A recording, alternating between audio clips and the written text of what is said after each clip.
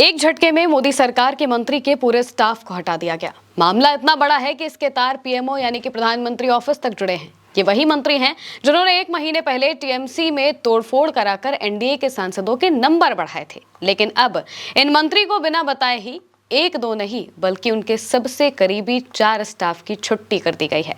मामला इतना गंभीर था कि भाजपा के राष्ट्रीय अध्यक्ष अपना दौरा छोड़कर भागे भागे दिल्ली पहुंचे थे। हम बात कर रहे हैं मोदी सरकार में वन पर्यावरण मंत्री भूपेंद्र यादव की। अब इन्हें हटाए जाने की असल वजह सामने आई है कि आखिर उनके स्टाफ को क्यों हटाया गया। मंत्री पर दरअसल भ्रष्टाचार के आरोप लग रहे हैं। पूरी खबर क्या है बताते हैं।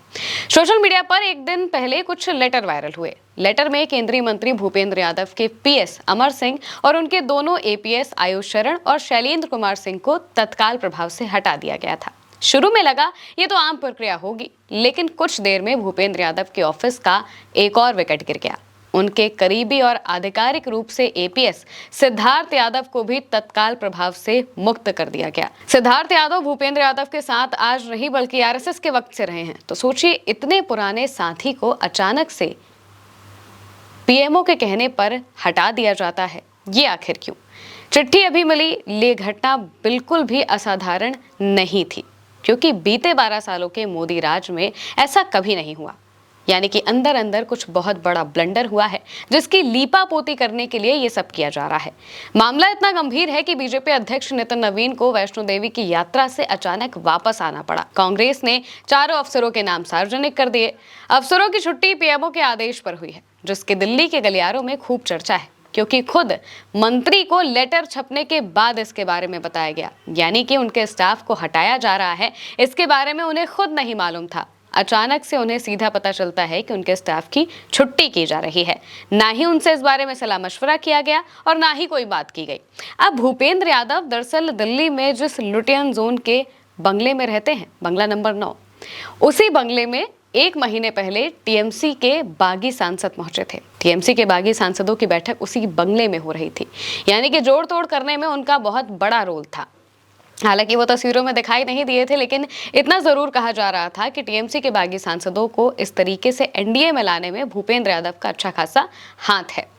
अब जिस व्यक्ति ने बंगाल को जिताने में मदद की, जिस व्यक्ति ने आपकी संख्या बढ़ाने में मदद की, अचानक से उसके स्टाफ को बिना बताए कम कर देना, ये तो किसी बहुत बड़े ब्लंडर की तरफ इशारा कर रहा है। मंत्रालय की तरफ से जारी इस ऑफिस ऑर्डर में बताया गया है कि कार्मिक और प्रशिक्षण विभाग के 2 जुलाई के आदेश के तहत और सक्षम प्राधिकारी की मंजूरी के बाद ये फैसला लिया गया है। आदेश के मुताबिक अमर सिंह, जो कि आईआरएस अधिकारी हैं और 2010 बैच के हैं, उन्हें प्रशासनिक आधार पर उनके मूल कैडर यानी कि राजस्व विभाग में वापस भेज दिया गया। उन्हें तत्काल प्रभाव से उनकी ड्यूटी से हटा दिया गया और उन्हें अपने मूल कैडर राजस्व विभाग में रिपोर्ट करने का निर्देश दिया गया।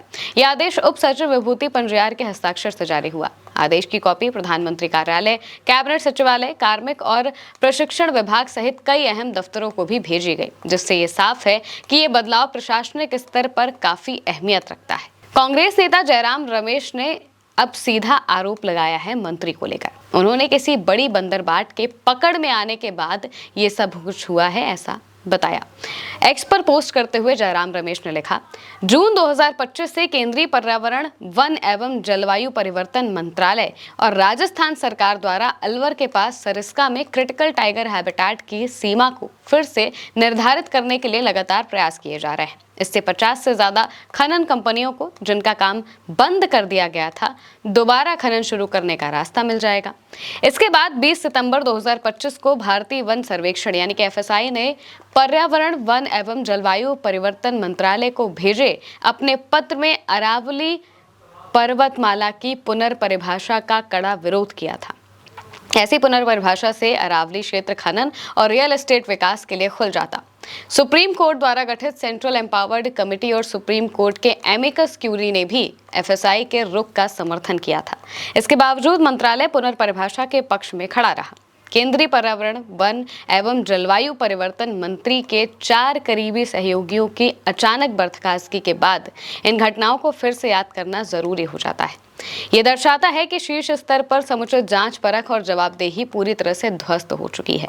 इसमें कोई संदेह नहीं है कि कोई बहुत बड़ा घोटाला हुआ है, जिसके कारण उन्हें पद से हटाया गया है। आपको याद होगा अरावली के जंगल को लेकर कितने प्रदर्शन हुए थे, क्योंकि उसकी पूरी की पूरी परिभाषा को ही बदल दिया गया था। कहा गया था कि जो भी पहाड़ 100 मीटर से कम है उन्हें पहाड़ नहीं माना जाएगा और वो आराम से खनन करने के लिए या फिर कटाई करने के लिए यूज किए जा सकते हैं। और पूरी अरावली रेंज में ऐसे सबसे ज्यादा पहाड़ थे जो कि 100 मीटर से कम के थे। अब उनकी परिभाषा बदल दिया गया, जिससे कि जाहिर सी बात है पूरे के पूरे फॉरेस्ट रेंज पर खतरा उमड़ जाता, क्योंकि जो माइनिंग करने वाले हैं, जो अवैध माइनिंग करते हैं, जो ज़मीन को खोदकर उसकी चीज़ें निकालकर बेचने का काम करते हैं, आखिर उन्हें अपने लिए नया रास्ता मिल गया था। पूरी परिभाषा बदल दी गई थी। निकोबार प्रोजेक्ट में भी 9 लाख पेड़ काटे जाने हैं। ग्रेट निकोबार प्रोजेक्ट जिसके खिलाफ खुद राहुल गांधी ने आवाज़ उठाई थी, वो अंडमान निकोबार पहुंचे थे। वहां पर उन्होंने कई लोगों से बातचीत की थी और बाद में बताया था कि किस तरीके से ये ग्रेट निकोबार प्रोजेक्ट यहाँ के पर्यावरण को नुकसान पहुंचा रहा है। इसके अलावा भी सरकार पर पूरे देश में जंगलों को बेचने काटने का आरोप बीते कुछ वक्त से लगातार लग रहा है। अब संदेह किसी बड़े घोटाले की तरफ है। भूपेंद्र यादव चुप हैं, बात गहरी भी है और बड़ी भी, जो कि अब दूर तक जाने वाली है।